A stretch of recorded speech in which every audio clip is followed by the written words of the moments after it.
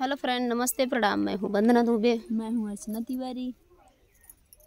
और शंकर जी का भजन सुना रही हूँ, कैसे लगेगा कमेंट में बताना। होली गीत होली में गाया जाएगा।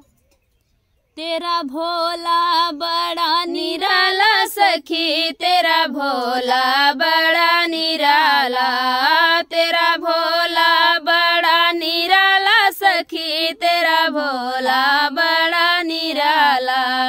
भोजन आंक धतूरा भाए, भोजन आंक धतूरा भाए, पीता भांग का गोला सखी, तेरा भोला बड़ा निराला, पीता भांग के गोला सखी, तेरा भोला बड़ा निराला, तेरा भोला बड़ा निराला सखी, तेरा भोला बड़ा निराला।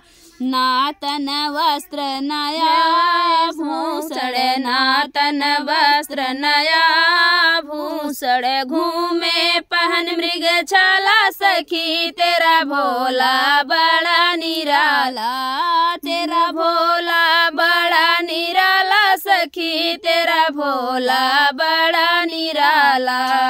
भूत प्रेत सब संगी साथी, भूत प्रेत सब संगी साथी, पर्वत पे रहने वाला सखी, तेरा भोला बड़ा निराला, तेरा भोला बड़ा निराला सखी, तेरा भोला बड़ा निराला। क्यों इतना तुम्हें भाए रे गौरा, क्यों इतना तुम्हें भाए रे गौरा, डमरू बजाने वाला सखी, तेरा भोला बड़ा निराला, तेरा भोला बड़ा निराला सखी, तेरा भोला बड़ा निराला।